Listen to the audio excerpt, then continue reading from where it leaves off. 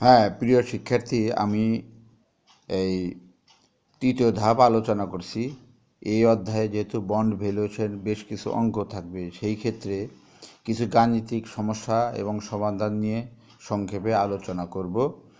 প্রিয় শিক্ষার্থী, বন্ড হচ্ছে একটি দীর্ঘমেয়াদী ঋণ বা ঋণের দলিল, যার মাধ্যমে কোম্পানি একটি নির্দিষ্ট সুদের বিনিময়ে একটা নির্দিষ্ট সময়ের জন্য জনগণের কাছ থেকে ঋণ নিয়ে থাকে।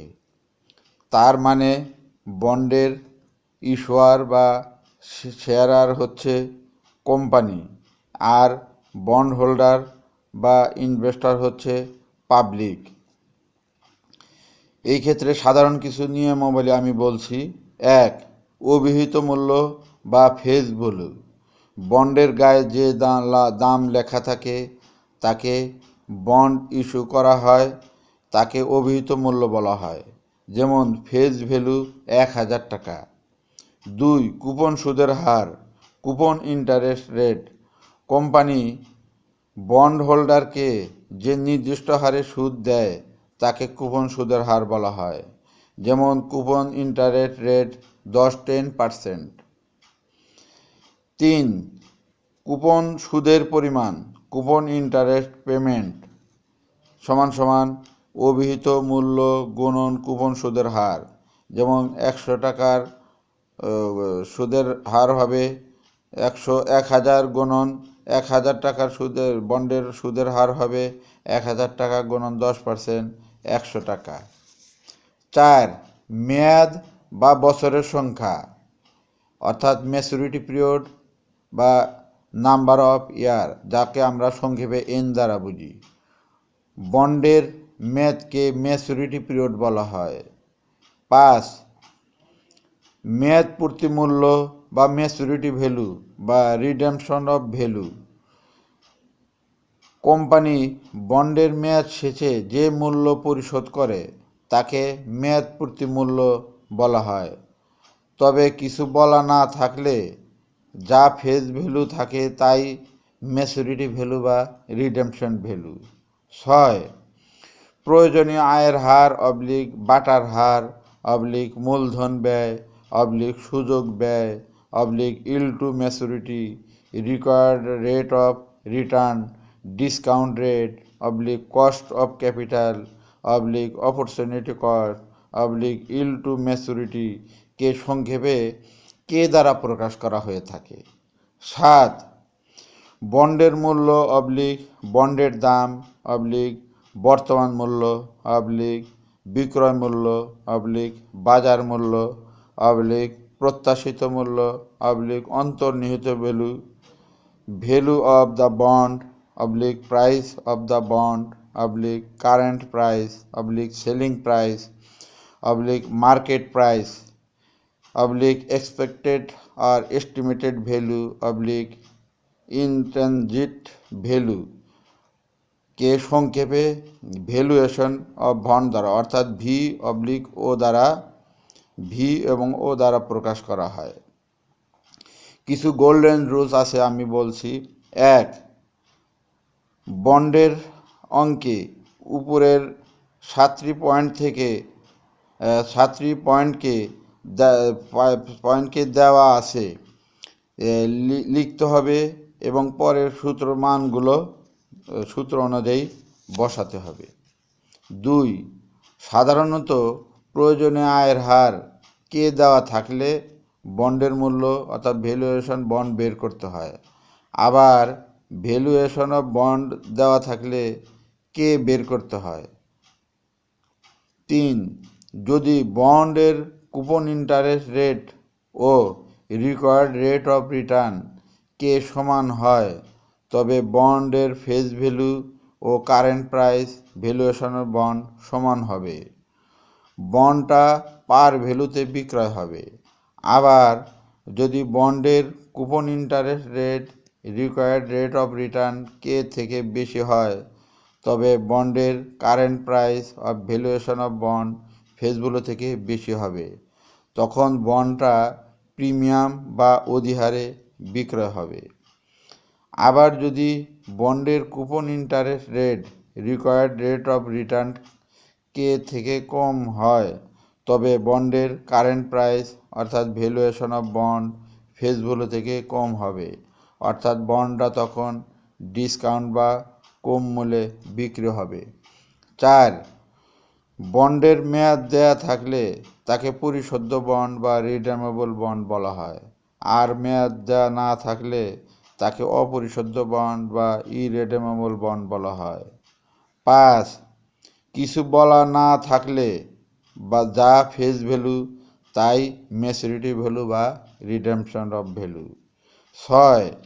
যখন কুপন সুদ পরিশোধ অর্ধবার্ষিক, ত্রৈমাসিক বা মাসিক অর্থাৎ সেমি অ্যানুয়ালি, কোয়ার্টারলি বা মান্থলি হবে, তখন বছর চক্রবৃদ্ধি সংখ্যা number of compounding per year M আসবে, যেখানে যেখানে আই অবলিক কে আছে সেখানে এম দ্বারা ভাগ করতে হবে, আবার যেখানে এন আছে সেখানে এমকে এম দ্বারা গুণ করতে হবে। 7. অবহার বা ডিসকাউন্ট ধরতে বললে অভিহিত মূল্য থেকে ডিসকাউন্ট বাদ দিতে হবে এবং অধিহার বা প্রিমিয়াম অভিহিত মূল্যের সাথে যোগ করতে হবে। ডিসকাউন্ট ও প্রিমিয়াম এর ব্যাপারে কিছু বলা না থাকলে এগুলোকে অভিহিত মূল্যের বা ফেস ভ্যালুর উপর ধরতে হবে। 8. দশমিক সংখ্যায় দশমিকের পর 4 ঘর, পূর্ণ সংখ্যায় দশমিকের পর 2 ঘর এবং অ্যানুইটি ফ্যাক্টরে দশমিকের পর 5 ঘর নিলে সবার ফলাফল 1 হবে। প্রিয় শিক্ষার্থী, এখন আমি কিছু ইম্পর্টেন্ট ফর্মুলা তুলে ধরব। 1. বন্ডের মূল্য value of coupon bond. Value of bond equal I first bracket one minus one divided first bracket on plus K to the power N divided K first bracket plus maturity value divided first bracket on plus K to the power N. এখানে আমরা I দ্বারা coupon সুদের পরিমাণ, maturity value মেয়াদ পূর্তির মূল্য, কে দ্বারা প্রয়োজনীয় আয়ের হার ইত্যাদি বোঝায়। 2 নম্বর সূত্র অপরিশোধ্য বন্ডের মূল্য। Valuation of bond equal I divided by K. 3 number সূত্র মেয়াদ পূর্তিতে আয়ের হার ইল্ড টু ম্যাচুরিটি।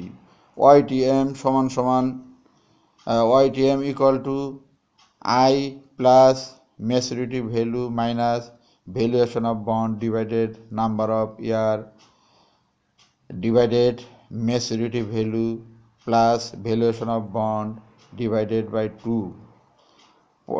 সূত্র 4 zero coupon bond. Valuation of bond equal to maturity value divided first bracket on plus K to the power N.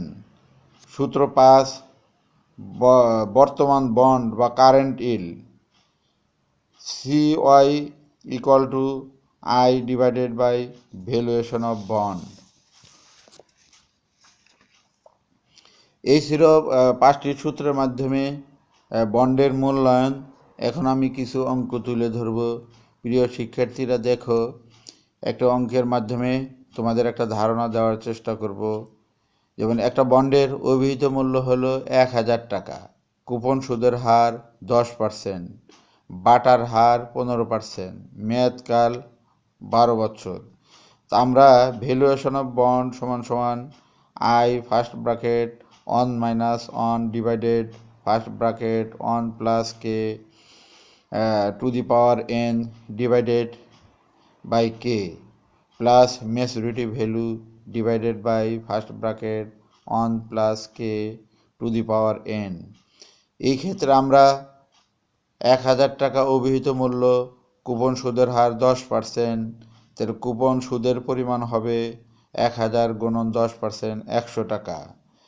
তাহলে আমরা 100 টাকা পেলাম। পাশাপাশি সুদের বাটার হার 15%, সেই ক্ষেত্রে আমরা সূত্র অনুযায়ী যেটা পেলাম বন্ডের মূল্য হবে 728 টাকা 28.97 টাকা। এইভাবে আমরা একটা কোম্পানির ভ্যালুয়েশন অফ বন্ড মূল্যায়ন করতে পারি।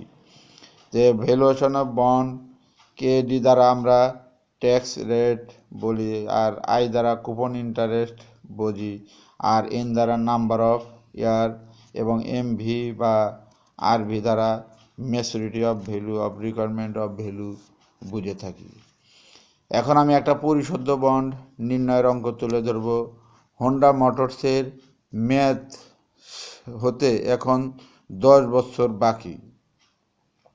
বন্ডটির অভিহিত মূল্য বা লিখিত মূল্য 1000 টাকা এবং বার্ষিক কুপন সুদের হার 8%।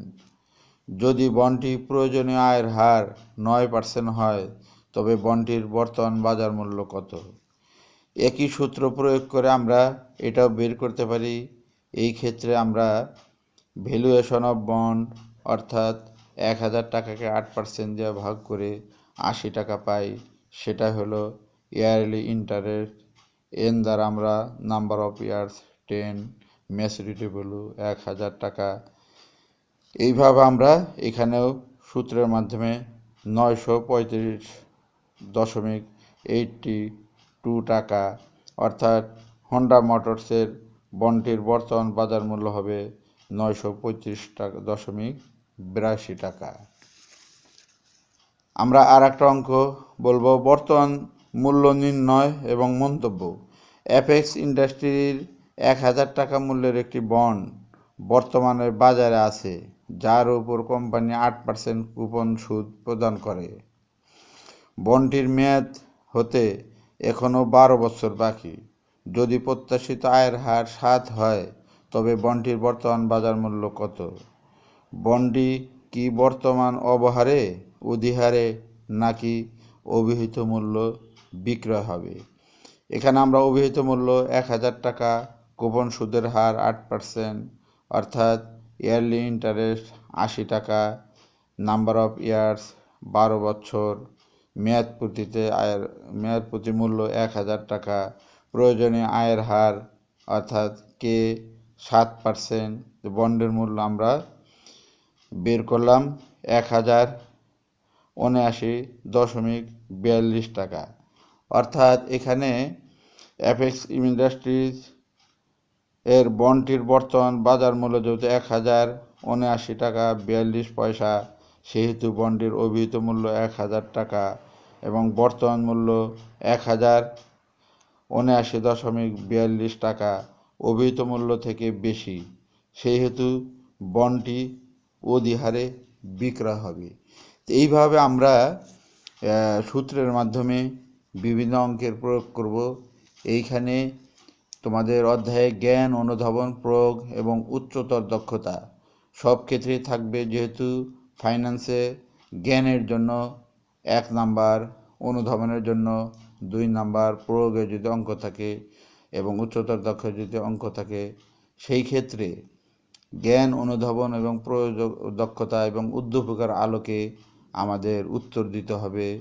কাজেই ফিনান্স বিষয়টি সবাইকে, বিশেষ করে অ্যাকাউন্টিংয়ের সাথে রিলেটেড থাকার কারণে ফিনান্সের অঙ্কগুলা সবাই মনোযোগ সহকারে পড়বে। বন্ড ভ্যালুয়েশন, তো সবাই ভালো থাকো এবং এই অধ্যায়ে যাতে বন্ডের মূল্যায়নভাবে সঠিকভাবে সূত্রের প্রয়োগ করতে পারো। তো সবাইকে ধন্যবাদ।